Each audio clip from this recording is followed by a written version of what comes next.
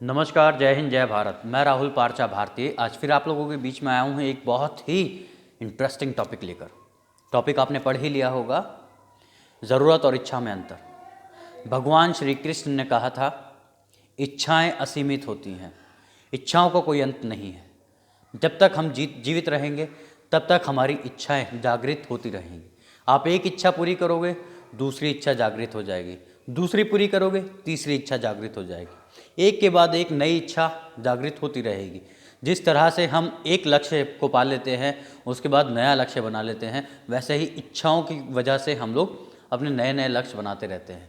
क्योंकि एक जब चीज़ पा ली है तो फिर उसकी कोई वैल्यू नहीं रहती, दूसरी चीज़ को पाने की इच्छा रहती है हमारे मन में। हम इंसानों के साथ ये हमेशा रहता है और रहता रहेगा आगे भी।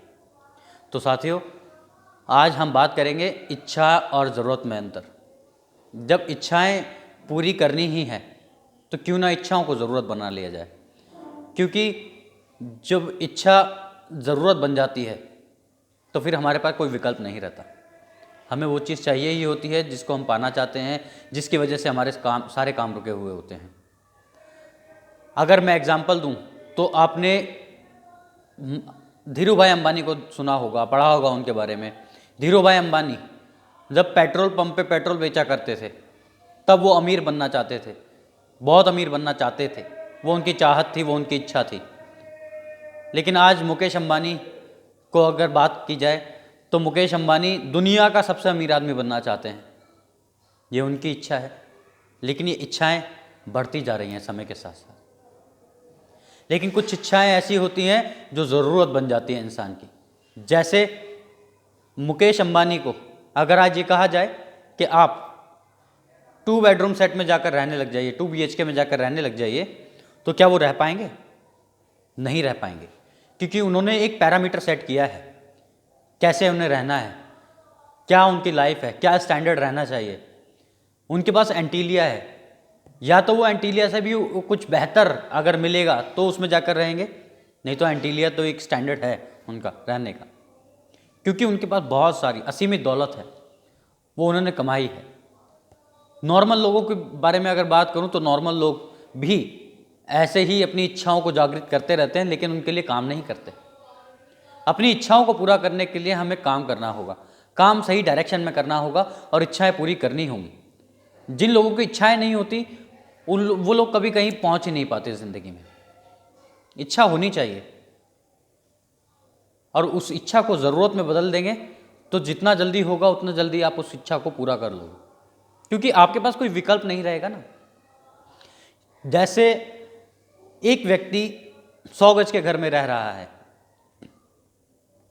अगर उससे ये कहा जाए कि भाई मैं तुझे 25-25 गज के 4 घर दिला देता हूँ या 4 मंजिल बना देता हूँ, तो क्या उसे रहने में मज़ा आएगा?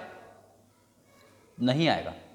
वो 100 गज का घर उसकी ज़रूरत हो गई है, उसका स्टैंडर्ड ऑफ लिविंग वहाँ पर दिखता है कि मैं 100 गज के घर में रहता हूँ। अगर वो 25 गज के घर में 4 फ्लोर बना ले तो भी तो 100 गज हो जाएगा, लेकिन उसमें मज़ा ही नहीं आएगा, लगेगा ही नहीं कि वो रह रहा है कहीं पर। वैसे ही हमारी जो इच्छाएं होती हैं कभी कभी ज़रूरत भी बन जाती है। तो ज़रूरत बनाओ, अपनी इच्छाओं को पूरा करो और कामयाबी की तरफ निकल जाओ। होता क्या है, जनरली लोग इच्छाएं तो पाल लेते हैं, इच्छाएं बहुत सारी रख लेते हैं, लेकिन उनके लिए सही डायरेक्शन में चलते नहीं हैं, काम नहीं करते। वो सोचते हैं कि इच्छा पूरी हो तो ठीक, ना हो तो भी काम तो चल ही रहा है।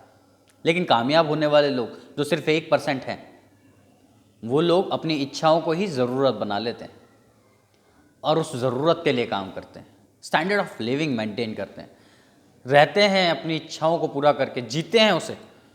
आप रेंज रोवर को अगर 50 साल 60 साल की उम्र में जाके चलाओगे तो क्या मज़ा आएगा? नहीं आएगा। आज मज़ा है रेंज रोवर को लेके घूमने का, चलाने का, मर्सिडीज चलाने का, बेंटले चलाने का, ऑडी चलाने का। कब जियोगे? लेकिन क्या करें, 99% लोग ऐसे ही हैं जिनको कोई फ़र्क ही नहीं पड़ता, उनकी इच्छाएं पूरी हो या ना हो। साथियों, कहने का मतलब सिर्फ इतना है, आज अगर सही इन्वेस्टमेंट करोगे, सही रास्ते पर चलोगे, सही डायरेक्शन में मेहनत करोगे, कामयाबी के लिए, तो अपनी सारी इच्छाओं को पूरा कर पाओगे। अगर सिर्फ दुविधा में रहोगे या ये सोचोगे इच्छा पूरी हो तो ठीक, ना हो तो भी ठीक है, काम तो चल ही रहा है, कभी कुछ नहीं कर पाओगे ज़िंदगी में। मुझे लगता है कि आज के लिए इतना काफ़ी है। आगे फिर किसी नए टॉपिक पर वीडियो लेकर आऊँगा और कुछ नई इन्फॉर्मेशन आपको दूंगा। आज के लिए इतना ही। जय हिंद, जय भारत।